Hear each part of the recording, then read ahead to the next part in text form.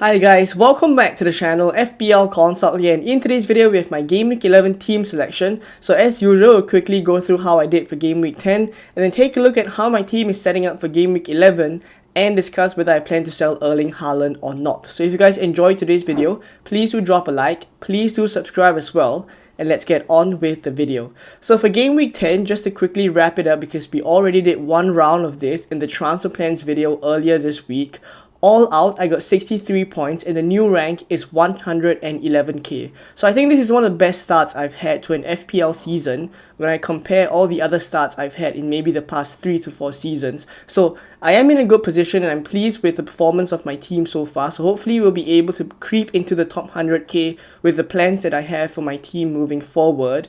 Now in terms of Game Week 10 scores, the main players that really chipped in for me was Aina with a 15-pointer, helping me to kind of cover the lack of Salah in my team. And then thereafter, there were a couple of other players chipping in with returns like Johnson, Rogers, Cunha, Chris Wood as well, all chipping in with returns. The main player I want to focus on is Flecken because I didn't get to speak much about him in the transfer plans video where I reviewed the Game Week 10 scores as of that point.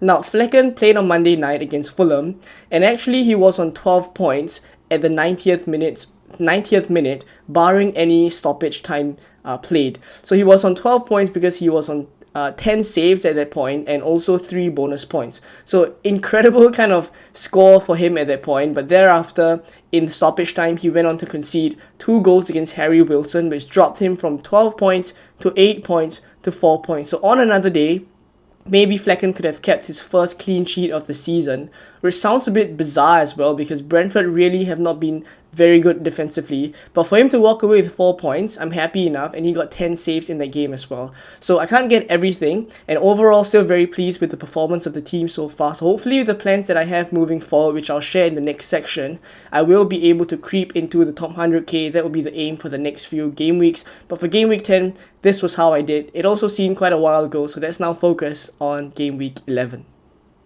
So for Game Week 11, I have not made any transfers as of recording. I still have my 1 free transfer and 2.3 million in the bank. Now going into Game Week 11, the plan was always to roll this transfer so that after the international break, I will have 2 free transfers for Game Week 12 to potentially bring Salah in then. But obviously, in light of recent events and also flags to certain players, it has crossed my mind a couple of times whether I should spend this 1 free transfer, and we'll speak about these potential transfers as we get there. So we'll focus on the defense for this section. I have Flecken in goal here, and then I have Trent, Aina and Gabriel in defense. So speaking about the keeper first, Flecken here against Bournemouth at home is definitely a fixture I prefer over Verbruggen having Man City at home. That said, I still am not expecting much from Flecken, who has not kept a clean sheet at all this season. And I think something to speak about Verbruggen as well, because he will be coming into my team very soon once Brighton's fixtures start to turn. He will be my starting keeper. Fabian Herzler did come out in an interview again in the past few days to speak about Verbruggen when he was asked about him, and he sang praises of him in terms of his performances and also how good he is with the ball at his feet. So I think, not that it was in any doubt, but it just cements the point that Verbruggen is very much first choice for Brighton, and it gives me a lot more confidence that moving forward, once Brighton's fixtures turn, he can come in very nicely for Flecken, which is a kind of rotation that I planned all the way from Game Week 6 already. So he will be the one that is going to start for my team very soon. In terms of defenders, I have Trent, Aina and Gabriel here, and I have Lewis and Greaves on the bench. Now, I did mention in my transfer plans video that potentially in this department, in the defensive department, is where I think the fixtures are a little bit lacking, and also where I could potentially spend my 1 free transfer. Gabriel has Chelsea away. It's not an ideal fixture by any means, but I also wouldn't put it past Arsenal to keep a clean sheet against Chelsea. That said as well, they have not been performing very well. So I think in terms of Gabriel playing Chelsea, it's just not the worst thing in the world. I don't mind maybe a bullet header from him if it does happen, but if he blanks, I'm fine to just hold on to him because he's someone from Game Week 12 that I will want anyways. And in terms of the other defensive options, Lewis and Greaves on the bench, he's definitely more secure for minutes. And same with Aina and Trent as well, even though they don't have ideal fixtures. I think Trent, I'm in a position where I've kept him for this long already, I probably will still give him this Aston Villa game, and then against Southampton in game week 12, that is the one where I hope potentially he gets an attacking return. But after game week 12, I could look to ship him out because there are other ways or other areas that I want to spend that money at, and 7 million is quite expensive for Trent. So I think sooner rather than later I will start to consider whether it's time to sell Trent. But in game week 11 specifically, I don't think that is what I plan to do. Now for Aina, he has Newcastle at home. And in the transfer plans video again, I started Lewis here in the starting 11 ahead of Aina. By looking at Lewis getting 90 minutes against Sporting midweek, and also Kyle Walker getting a full rest, I'm not confident that Rico Lewis is going to start this game. In which case, if he doesn't start, I think there is a good chance he comes on as well, maybe in the 70th to 80th minute, something that we saw similar to the game against Bournemouth, where Kyle Walker started and then Rico Lewis came in for kind of the later part of that game. So I do think like that would be quite risky if I'm to start Rico Lewis and maybe he comes off with another 1-pointer. I don't really want that. So starting Aina here against Newcastle is not ideal, but at least the Nottingham Forest defense has looked really good of late, and this whole season we've been very impressed with them. And now it's at home for Nottingham Forest again, so I don't put it past them to keep a clean sheet against Newcastle, despite Newcastle looking pretty good of late as well. So hopefully Aina comes away with something again. I don't expect him to score, I don't expect him to assist. His attacking numbers, to be honest, have not been very promising. So I did get away with that 15-pointer last week where he scored a goal. I don't think that will continue moving forward, but he is also a player that I think I could spend a transfer on. It's just that if I do make a defensive transfer, I think Lewis is the main issue here in my team because I can't guarantee moving forward he will get minutes. But at least Aina, I know he starts for Nottingham Forest despite maybe slightly trickier fixtures in the next few game weeks for them. But specifically for game week 11, I'm okay to go with this back line. Also because I think the transfer can be spent elsewhere if I actually do use that one free transfer.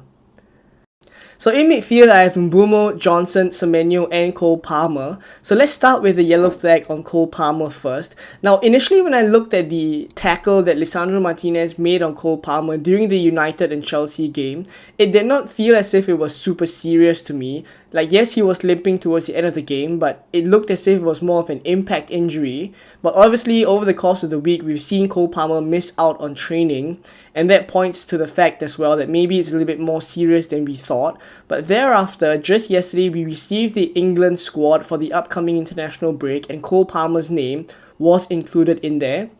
And I do think as well that if it was so serious and he would be out for an extended period of time, that I don't think he would be included in that international squad. So good news, the way that I take it is that Cole Palmer is not going to be out for that long. Even if he misses the Arsenal game, he will be back for game week 12. So in terms of whether to keep or sell him, I think he's most definitely a keep. Now, in terms of bench cover for him, if he does not start against Arsenal, it is not ideal. It's Morgan Rogers against Liverpool. But do I want to really spend a transfer that I have not planned for just to upgrade Morgan Rogers to a playable player in game week 11, but thereafter miss out on the potential rotation that I've catered for him, Semenyo, and Chris Wood up front, which we'll speak about later, moving forward in the next few game weeks, because those three rotate really well, and I do intend to keep them in my team. So I don't think I want to go out of the way to make a transfer and upgrade Rogers to someone like Garnacho. I'll take a chance that Cole Palmer is fine for game week 11 against Arsenal, and even if he's not, then I'll just field Rogers against Liverpool away. So for now, that is the plan with Cole Palmer. In terms of the other players, I think they have great fixtures. It's Mbeumo against Bournemouth, Johnson against Ipswich, and Semenyo against Brentford away. Now, in terms of Semenyo playing Flecken, it's not ideal, but things like this do happen. Sometimes I will have attackers playing my goalkeeper, for example, and I do think like at least I cover both sides of that game. So if Semenyo gets a return, Flecken doesn't get a clean sheet, but at least Semenyo scores. I think in terms of Bournemouth scoring as well, Semenyo is always in and around those kind of attacking returns and a key player for them. So we'll see what happens in that game. That will be a big game for me because I have three players from there: Flecken, Mbeumo, and also Semenyo. Now, in terms of the main player that I feel I might be lacking in midfield, it is Salah, who's playing Aston Villa at home. Now, this is where also I just mentioned in the previous section, this potential one free transfer could be spent. Do I want to go so far as to sell HAALAND this week and then upgrade Rogers to Salah? Because that is also a potential replacement if I don't go for a one straight swap from Rodgers to an affordable midfielder. If I want to upgrade him to Salah, I will have to sell Haaland. But I look at it as well, and I think, is it necessary to bring Salah in this week against Aston Villa at home and captain him?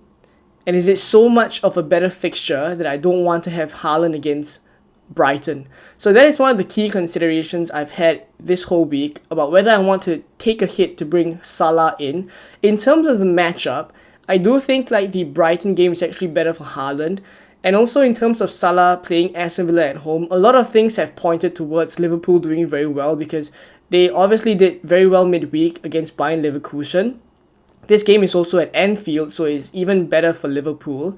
And then Aston Villa of late have not been looking good. They just conceded 4 goals to Tottenham and then lost midweek to Club Brugge as well. So I think everything points to the fact that Salah might do quite well this week. So there is consideration that I've given to bringing Salah in for a hit. But that said as well, I do think like it does foil my plans a little bit for the next few game weeks if I do actually make the move this week and I sell Rodgers to Salah and sell Haaland to another forward, because the plan for game week 12 is actually to remove Johnson, who I don't think I would sell now in game week 11 if I'm to bring Salah in, because he has Ipswich at home. There's no reason why I need to sell Johnson this week, but moving forward I don't think he's a player I'd want. So if I do delay this transfer to game week 12, it keeps me in line with my plans, and also in the next few game weeks I do have rotations in mind with Rodgers, Semenyo and Wood that we spoke about that works really well. So I don't want to kind of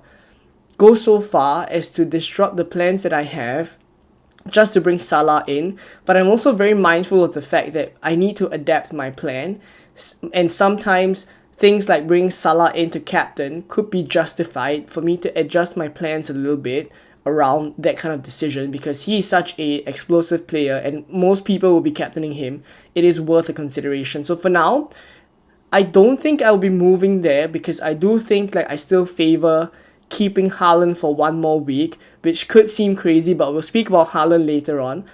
But I don't mind keeping Haaland. I don't think it's an absolute must to bring Salah in. That might sound crazy to some of you guys, but I don't think I want to do it this week. I'm fine to just keep this team. And also, the fact that it would give me 2 free transfers in game week 12 to reassess also plays into my mind. Now, this could seem a little bit out there as well, but on Salah, I've taken a look at the next few game weeks, and I think actually the number of game weeks that I will want to captain him is really only game week 12 against Southampton, because in the other weeks there are perfectly viable other captaincy options, whether it's Saka, Palmer, or even Haaland in some game weeks as well. So moving forward, the fixture run for Liverpool is not so good that I need to go out in a rush to get Salah if I don't bring him now in game week 11 and I somehow miss out on him in game week 12. I can actually see myself going without Salah for the next few, which could sound absolutely crazy. I understand that as well. Now, in terms of, I know I'm rambling on a little bit, but I want to spend a bit of time on this. In terms of the potential cost saving there by going for Salah instead of Haaland, there's 3 million there. But I also ask myself, where else would I be spending that? I have Trent already. If I need to free up money, I can very well drop Trent down to a cheaper defender. If not, could I actually consider in game week 12 going for a Palmer, Saka, as well as a Haaland draft for the long run? So saving this 1 free transfer and not going for Salah now allows me to reconsider, also see how Liverpool play against Aston Villa and whether Man City start to look a little bit better, because with Man City, you know they're a team that are not going to lose every single game week. Things will start to turn, and as I've mentioned about Haaland, he is a bit of a differential now in terms of engaged managers. Could I just hold on to him and just take a chance that he will pick up form in the next few game weeks? So I think lots of things that I've considered in this kind of department this week. So I'm rambling on a little bit, I know. But let me know what you guys think. I think I'd rather roll the transfer and reassess in game week 12. And that is where I'm at the moment. So let's now leave it at that for the midfield section. Let's speak about the forwards. Up front is Cunha, Haaland and Chris Wood. So Cunha at Southampton at home is a perfectly good fixture for him, and I just moved for Cunha in game week 10. He's one of those set and forget options that I moved for, so I'm happy enough to keep him in my team all the way until I next wildcard. Looking at how integral he is to that Wolves attack as well, I'm happy to just have him tick along in the next few game weeks. For Chris Wood against Newcastle at home, it's not the easiest fixture, but Chris Wood is also playing at a level right now that is so high, returning week in week out, that I don't think I put it past him to get a return against Newcastle at home as well. So happy enough to have him here. In game week 12 he will drop down to the bench because he has Arsenal and Rodgers will have Crystal Palace. Rodgers will come in for him, and thereafter from game week 13 he will have Ipswich, so I'll start Chris Wood in that game. After the Ipswich game is when I look to sell Chris Wood because fixtures do start to get tricky for him. So until then, that is the plan for Chris Wood. So we're back to Haaland again. He has Brighton away, and I'll speak about the matchup now. I think Brighton is a great fixture for Haaland because they tend to leave space in behind, and if there's any game I feel that Haaland is going to have some joy getting good chances in, I think this is actually that kind of a matchup for him. Brighton always like to take it to the opponent, play out from the back and leave space for, opposition to kind of exploit. So I do think like Haaland could benefit from that. And also the fact that Kevin De Bruyne could potentially start in this Man City game just makes me hold back a little bit on the fact that I need to rush to sell Haaland. Like if Kevin De Bruyne plays against Brighton, I do think like Haaland will get a very good number of chances. And with the past few game weeks that we've seen, even without Kevin De Bruyne, Haaland was getting those chances. He just was not converting them. If he actually put away a couple of those chances in the past few game weeks, we would be having a very different conversation around Haaland and Salah right now. So obviously, the narrative right now and what's going on is that Haaland is doing pretty bad and Salah is excelling in all departments. But that could very quickly change. And it brings me again back to the point where if I do have Haaland here, I think it's quite hard for people to try and bring him back. And could I just keep him here and give him a bit more time, because I know eventually he will start to return. With this kind of a player, Man City also are not a team that will just not score any goals over the next few game weeks. Like there will be goals in for them, and I think Haaland could very well be at the forefront of that. So why not hold him for one more game week? So that's where I'm leaning towards. And in terms of captaincy as well, unfortunately he is probably one of the main captaincy options for me still. So I'm taking a big gamble on keeping him. And I do think like that is where I'm leaning towards, to save this one free transfer and keep it for game week 12. So for now, in game week 11, this is roughly how I'm lining up. If I do make a transfer, it will be a very late transfer and I'll make it on the deadline stream if anything. This week the deadline is a little bit later, but I will be streaming quite early. In fact, I think I'm actually streaming 6 hours before the deadline, only because we are very, very close to 10k subscribers. So we'll try to aim for that on the deadline stream for game week 11. And if I do make a transfer again, it will be on that deadline stream. So we'll see what happens. For now in game week 11, this is how I'm lining up. Let's wrap up this video with the captaincy. So for game week 11, in terms of the captaincy algorithm, it has Salah at 7.55, Son at 7.08, and Haaland at 6.58. So unfortunately for my own team, I don't have Son, I don't have Salah. I think Haaland is the next most likely captain for me. For those of you new to the channel and only seeing the captaincy algorithm for the first time, it is a weighted average value of predicted points from 3 different sources, and the way that we weight it is based on reliability. And the captaincy algorithm, to be fair, has done pretty well in the first 10 game weeks. I would say it's seen a success rate of 7 out of 10 game weeks, and last week it actually had Salah above Haaland. So it did well last week, a bit of a bounce back for it as well, because in the few weeks before that it was not hitting it with those Haaland captaincies. So 70% success rate so far is a decent enough sample size for us to kind of give some consideration to what we're seeing on screen right now. So Salah at 7.55 is obviously the standout captaincy this week. It's also someone that I think a lot of people will go for, even without looking at the algorithm points. But I think what's interesting is that Son here at 7.08 algorithm points against Ipswich is in the mix as well. I don't put it past him to do well against Ipswich. The only concern for me is the minutes that Son will be getting, because he came off at the 55th minute against Aston Villa, and that was at a point where Spurs were not ahead yet. They were still at 1-1. In terms of the midweek game as well, where Spurs was involved in Europe, it was a case where Son started the game, but he came off at halftime. That could have been planned as well to continue to manage his minutes, especially because they have a weekend game against in the Premier League against Ipswich. So why not continue to manage his minutes? So I think Son is definitely a captaincy shout. The only thing I would think about and worry about is how many minutes he will get. If you are confident of his minutes, then I do think like he's one of those standout captaincy options for this week and a very, very big differential as well. But for my own team, I think I'm stuck with Haaland. If I do keep him as well, he's probably the one that I'm going to captain. So hopefully a bit of a reverse of last week where Haaland does well and maybe Salah blanks. Not what a lot of people would want. For my team, that would be great. But for now, this is where I'm at in terms of captaincy as well as my plans for Game Week 11. I will, again, as I've mentioned, be streaming 6 hours before the deadline, and this is to try and hit 10k subscribers. So we're going to try and stream for about 3 to 4 hours, and hopefully we'll be able to get there. We are currently about 200 subscribers away, so we'll see if we can get there on the deadline stream. I hope to see some of you guys there. If not, if you enjoyed this video, please do drop a like, please do subscribe, and I will catch you guys on the deadline stream tomorrow.